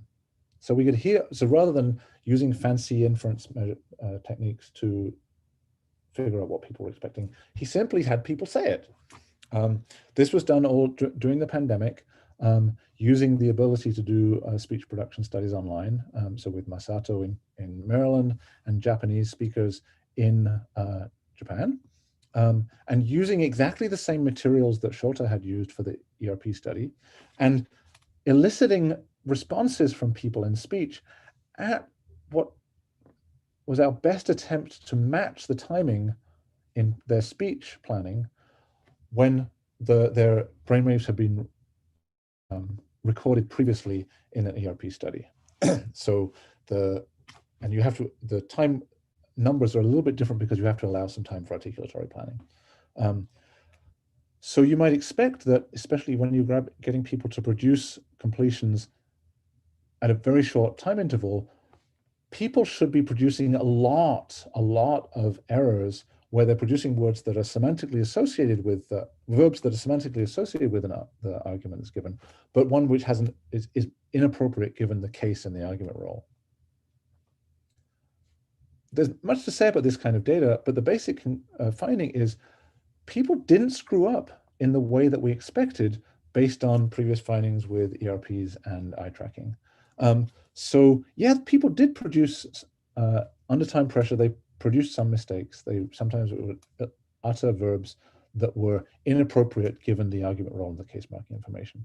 But those were a small minority of cases, and the vast majority of the time, people's completions were completely appropriate to the verb fit the argument role of the noun that they had been given.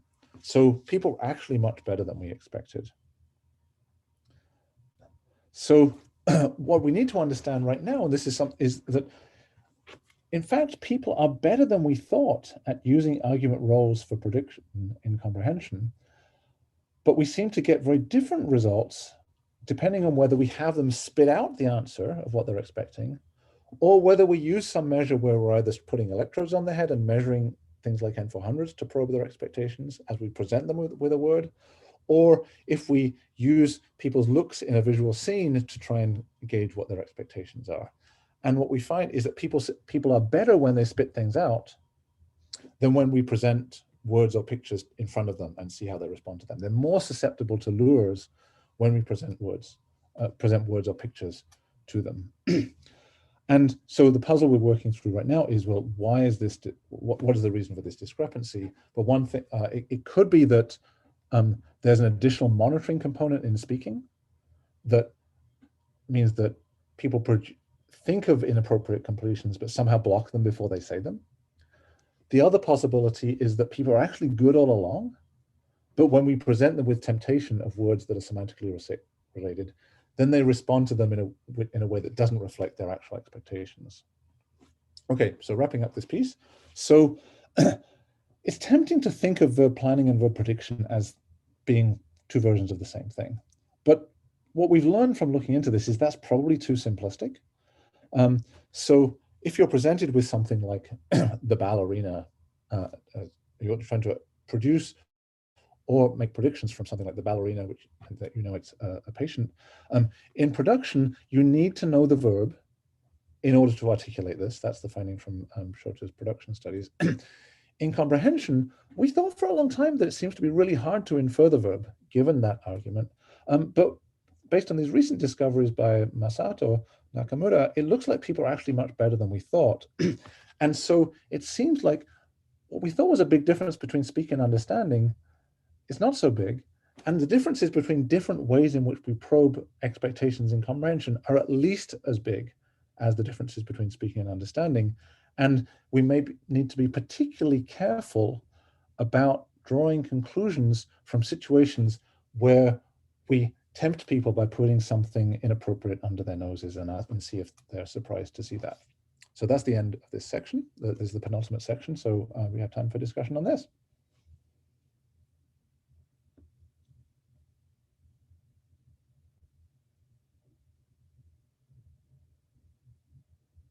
Okay, we have one question. I'm wondering if this should be asked now or at the last section, but I'm just going to ask anyway. Okay, so I'm just going to read aloud the question. In which way, if any, do you think corpus analysis can help to the understanding of the object you study? What do you think are the major issues to be aware of in such case, in such kind of analysis? And by objects, I mean those like illusion, sentence planning, and predictions. I think the simple answer to that is evidence from corpora is very useful, and we use it all the time. I think that we also need to be careful, though, that we know that the people's expectations don't perfectly align with what happens in corpora. That's for a number of reasons, both because when people form expectations generally in much more specific situations than with additional context that they know of that goes beyond what's in corpora. Also, people are biased to say the most likely thing, and so expectations that in what people produce, that tends to skew probabilities that you see in corpora. But we definitely use this a lot, and it's very, very informative because when we see people forming expectations, and that seem like inappropriate expectations, it's always important to know what is out there in the world. So are they actually inappropriate? And we use corpora as useful baselines for that all the time.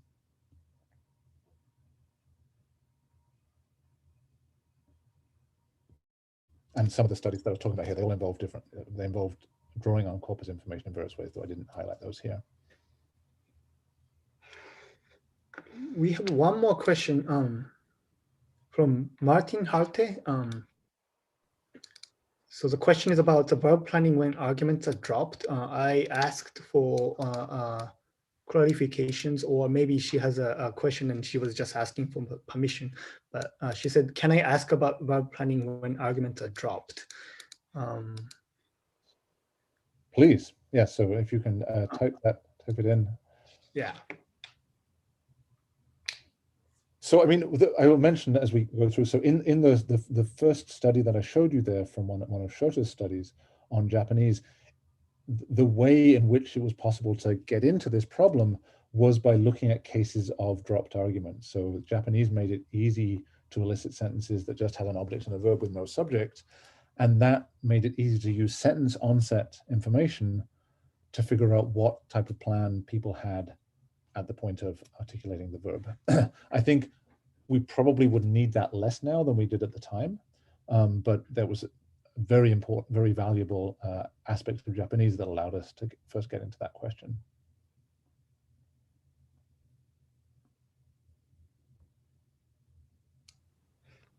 Okay.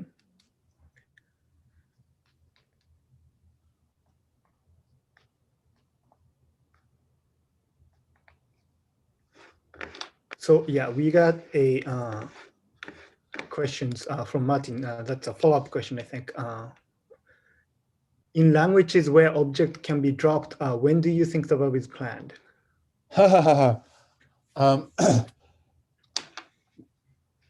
So that's a good question, and I'm tempted to ask Shota to answer this one.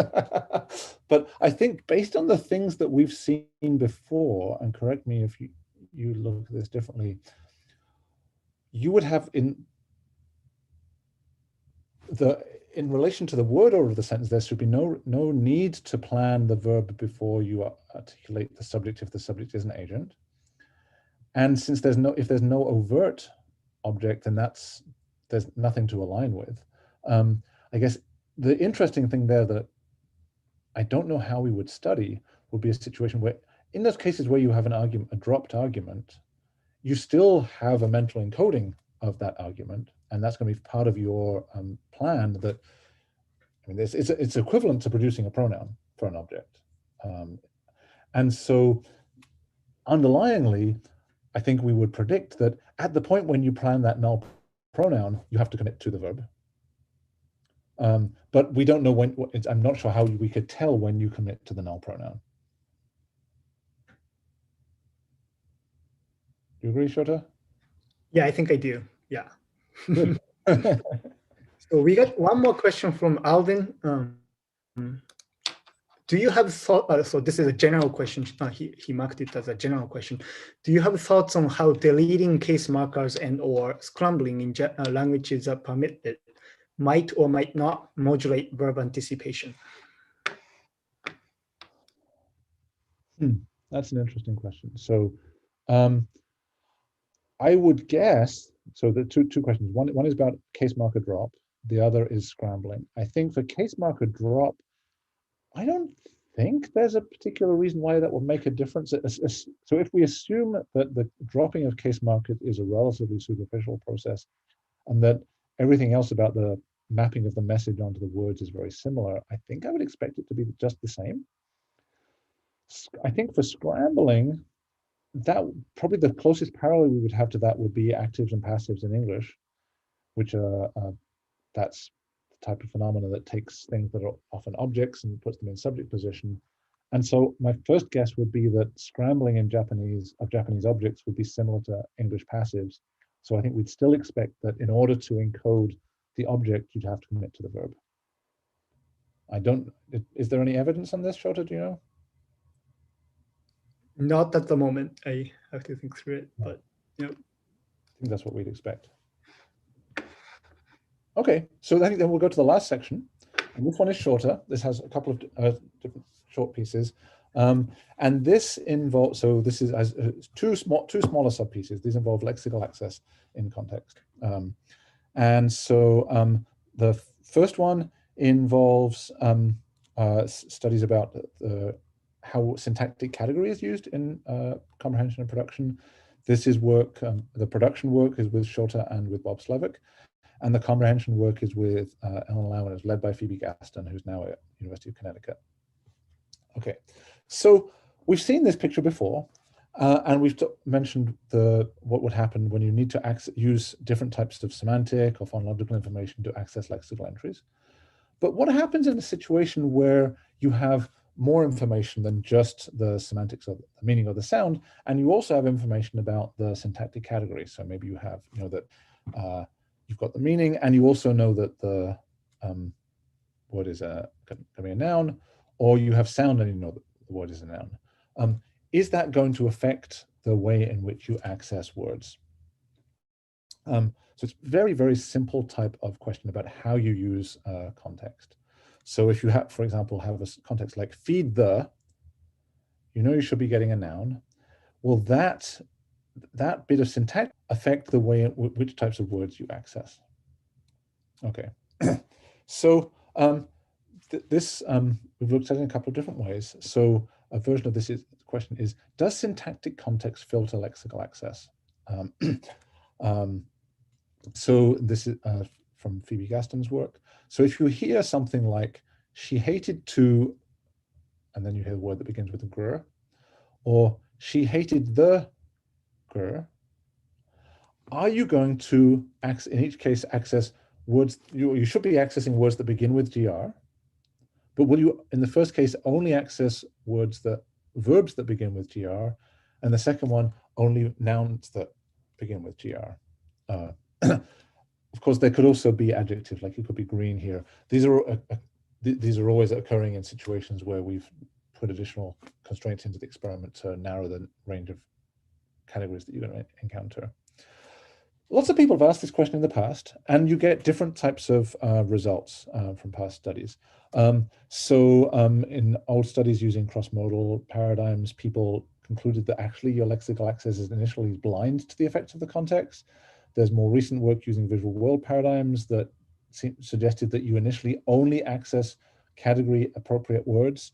And there are richer patterns that you get from some of Phoebe's own work using MEG paradigms. And so in the study that Phoebe constructed, we wanted to provide the best possible opportunity in a visual world paradigm to see if people were responding to inappropriate words, or category inappropriate words. And so this was done using what's called a target-free version of the visual world paradigm. So these are, in this version of the paradigm, you hear sentences containing nouns, and the noun that you hear in the critical sentences is nowhere to be seen in the display.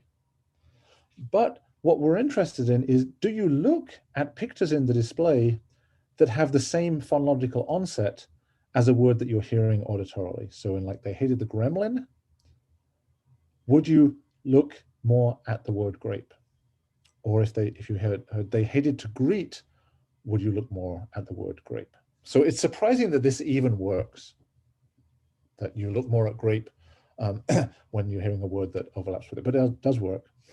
And what Phoebe was interested in is, would you see more looks to grape when you're starting to hear gremlin and not when you're starting to hear greet?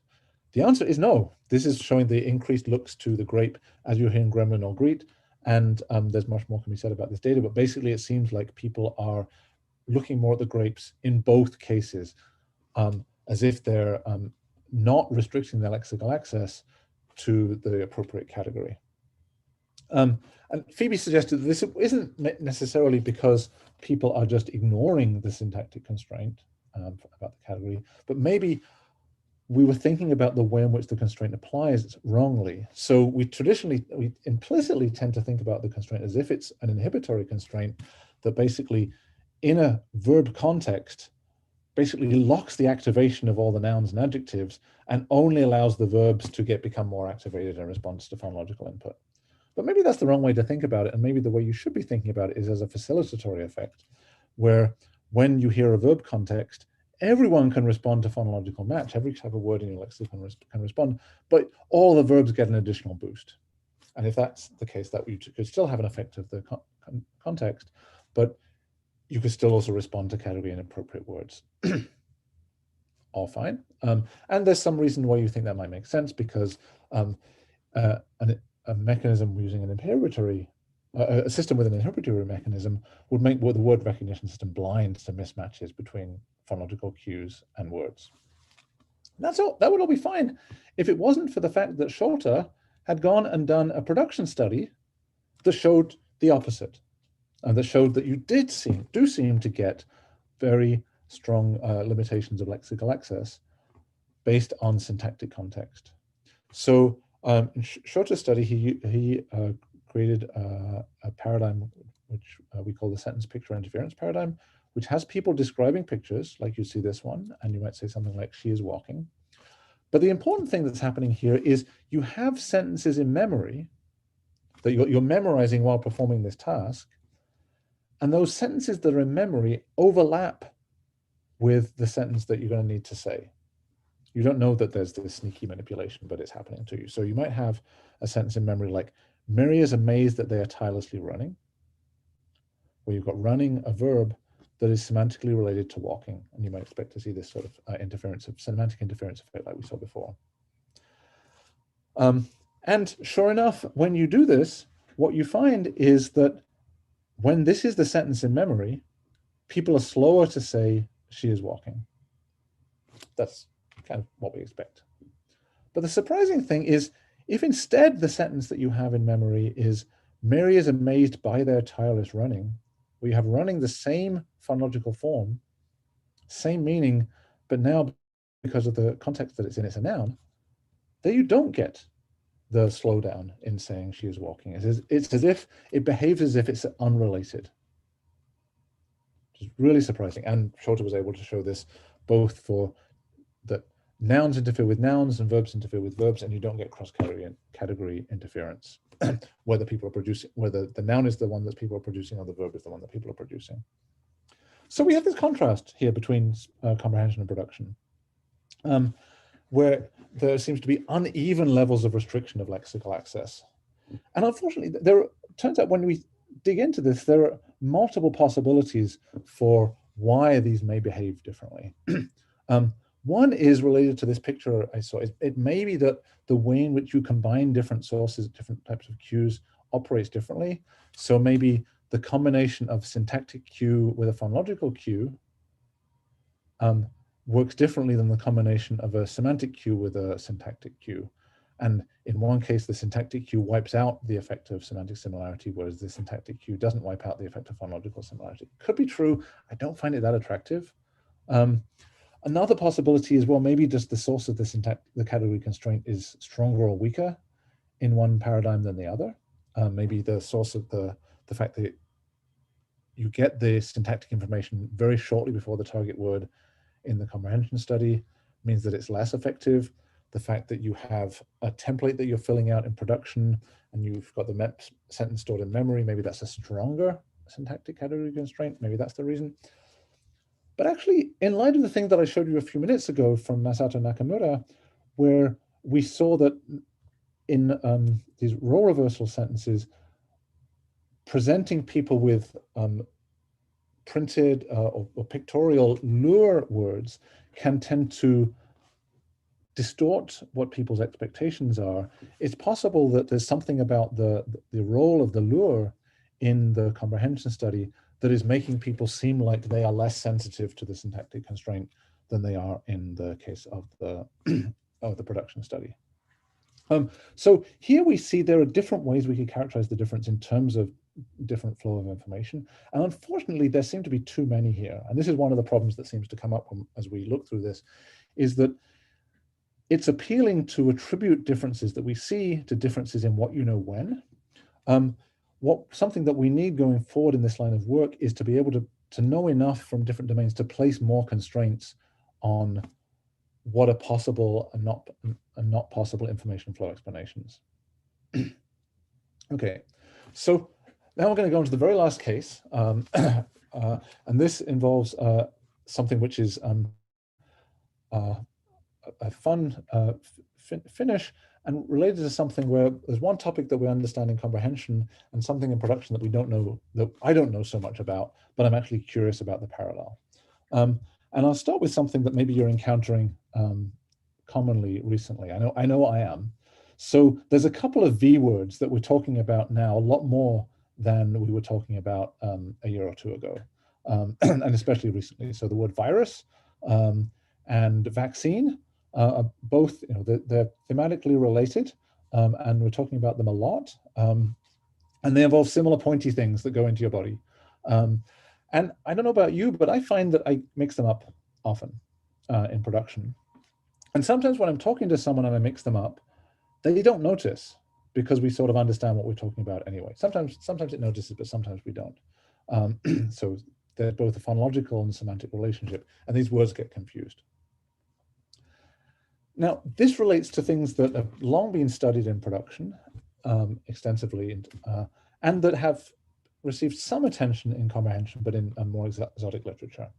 So now let me shift to this. So onto this question.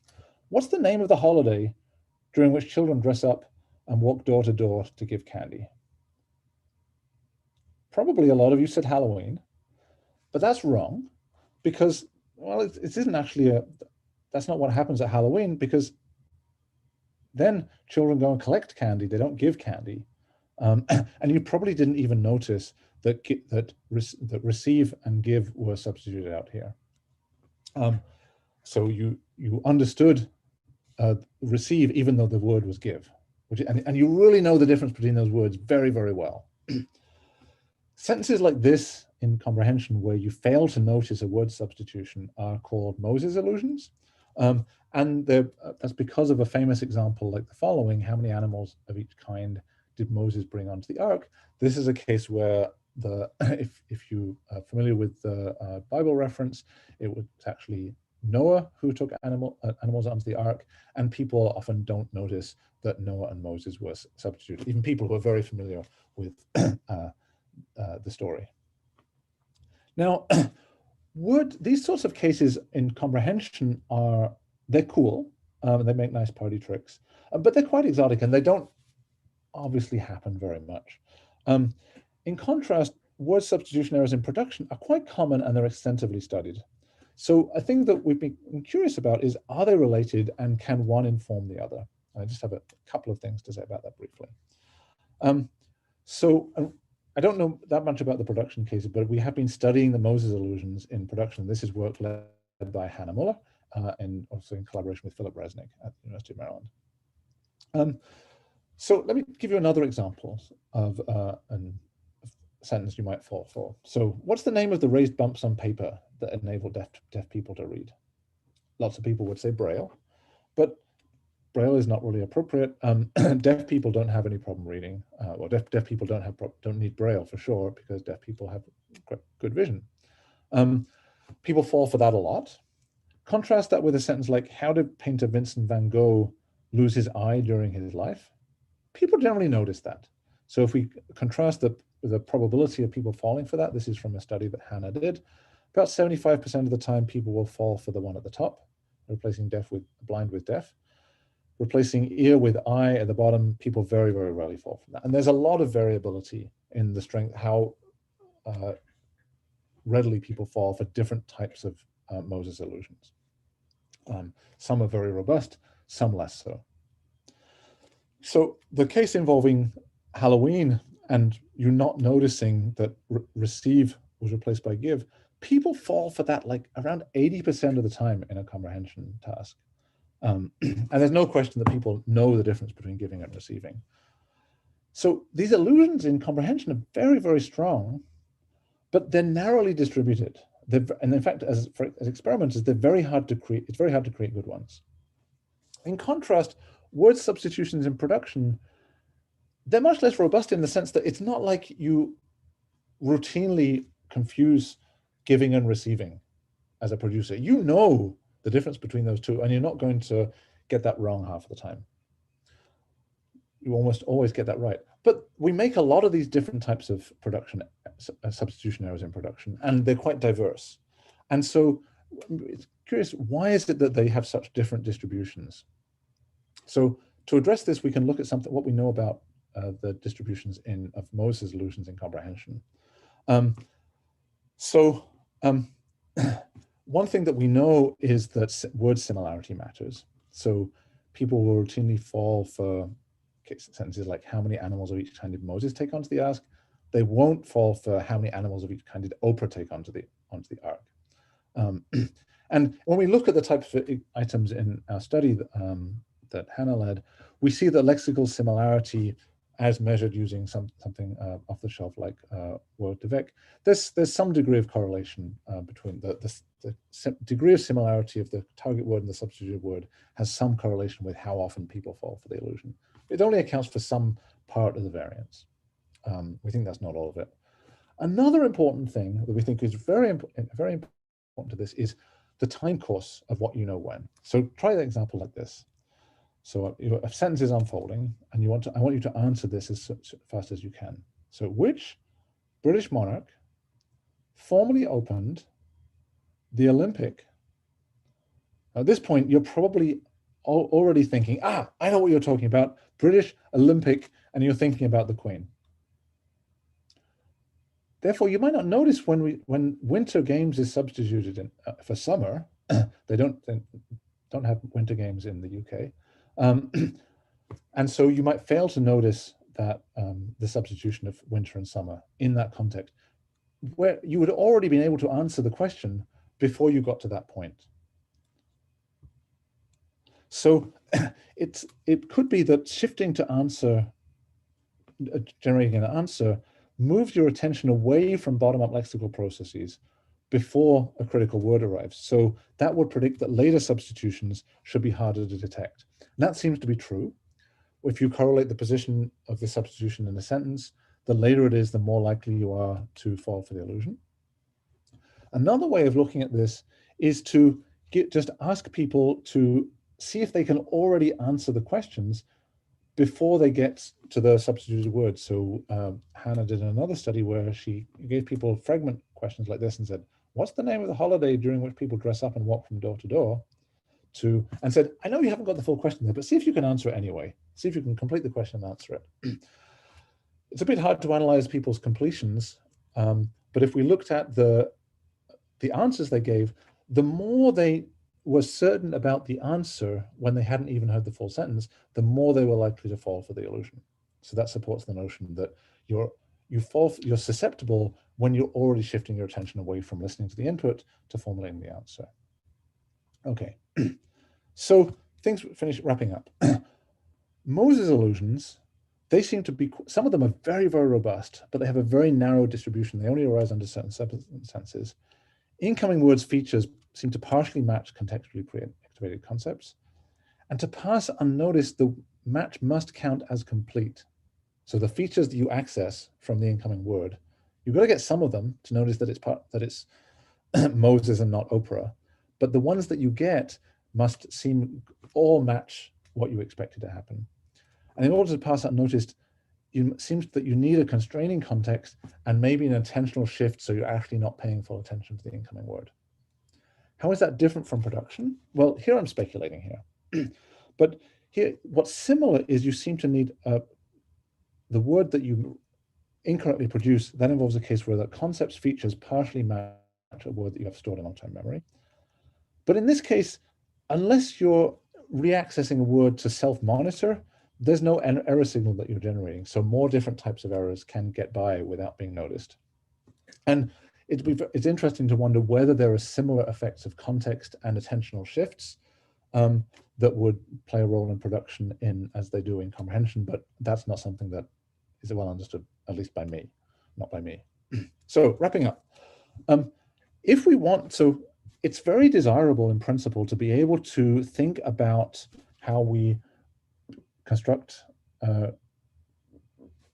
grammatically well-formed sentences for production, for comprehension, for judgment, using exactly the same mechanism. I think that there are different types of ways in which they could be the products of the same system. Representational identity is probably too weak. Algorithmic identity is probably too strong. It looks like it's feasible to pursue a type of mechanistic identity where the differences between speaking and understanding are not the product of using different mechanisms, but just feeding different information at different times into the same fundamental mechanism. And the flow of information can differ in all kinds of different ways. And sometimes what we think is going on may be distorted by temptations that are presented. And I'm overall pretty encouraged looking across these different cases that it's possible to describe different things we see using the same mechanisms. Of course, one of the challenges for this is that it's possible to tell a lot of stories, and we often find ourselves telling stories saying, oh, this is what information is available at different times in order to capture the contrast. It's harder to construct positive arguments in favor of a simpler system. And something that I clearly haven't addressed at all yet is the well-known developmental or neuropsychological dissociations that have been used to motivate stronger contrast between speaking and comprehension mechanisms, and I haven't had anything to say about that yet at all. But overall, I'm quite optimistic about the prospects for understanding this. And one thing that we've definitely seen is by looking at these phenomena in parallel, we end up asking a lot of questions that we wouldn't have asked otherwise.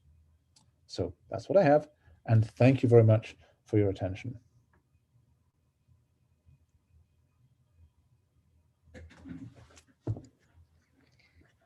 Okay, we have several questions lined up, at least a couple questions lined up. Do we have time to?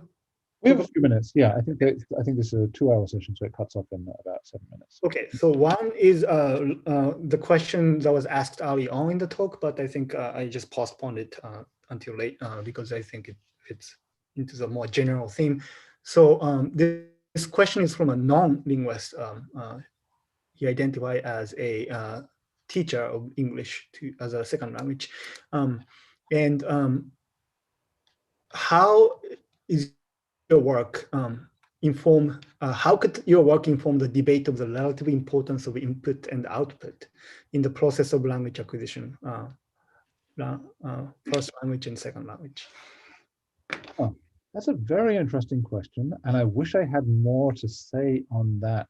So I think there's you can certainly learn things about a second language from input alone. But my understanding, and I'm not an expert on this, I haven't been a language teacher in decades, is that active production engagement in production is quite beneficial. Now, so is there anything in what I've said here that would suggest that that benefit should arise? Okay. Now, at some level, you could say, well, this is because I'm arguing that they're so similar, they're engaging the same mechanisms, that maybe you shouldn't expect that contrast to occur. And yet, I think implicit in your question is that would be a bad outcome, because we want to say that there's something beneficial for engaging production. So I think the best I could come up with would be, we'd need to say that what you're doing when you're taking a message and you're mapping that onto a linguistic form is, in some sense, exercising your structure building capacity and the inferences that you have to go through in a way that is more demanding than is what's happening when you are comprehending. And that's the general way in which we'd have to go. And that's what we also need in order to capture the other well-known fact, is like the developmental dissociation in children, is that it's much easier to be a proficient comprehender of a second language than to be a fluent producer. And so it's clearly the case that getting the output right as a producer is harder. There's more ways to go wrong than there are as a comprehender. And that's we'd have to build in. And so I think it's that the fact that the range of options in production are broader is what we'd have to pin this on. But that's a very interesting question. Thank you. Okay, I guess this might be a last question, and this is a kind of a question that I transformed in my head. I'm not entirely sure if I got this question correctly, but can you talk a little bit about the non-syntactic aspect?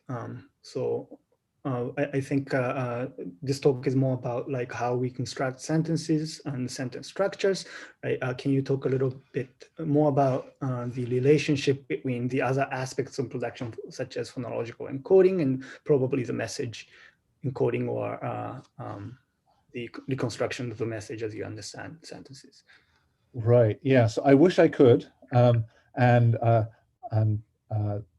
have neither the time nor the knowledge available to do a good job of that. I think so. On the one hand, there's an interesting literature of people who are curious about the relation between speaking and understanding at the phonological level. And there's very interesting literature done by other very highly qualified scientists who have looked at the extent to which, for example, articulatory encodings are implicated in speech comprehension. And so other people know that better. I think on the message side, this is something where, to some degree, we're all rather in the dark right now.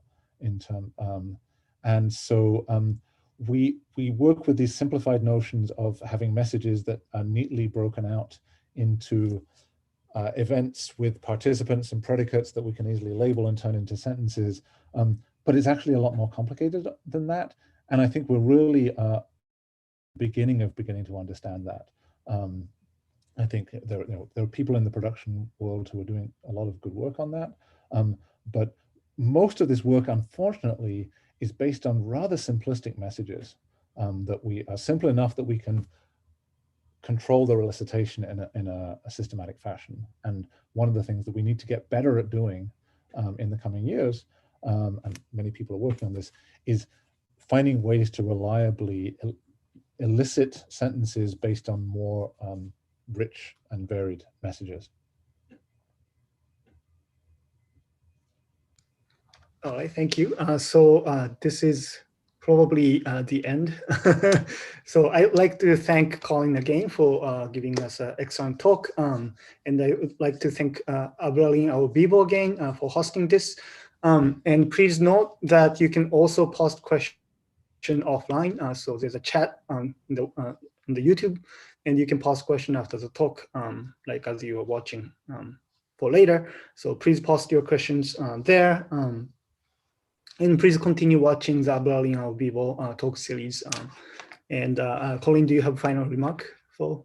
Nope, just thank you for everyone who's watching now or in the future. And thanks to Abraleen for the opportunity to try and put these thoughts together and work through them with everyone in the audience. And thanks to Shota for hosting. All right. So thank you so much, everyone.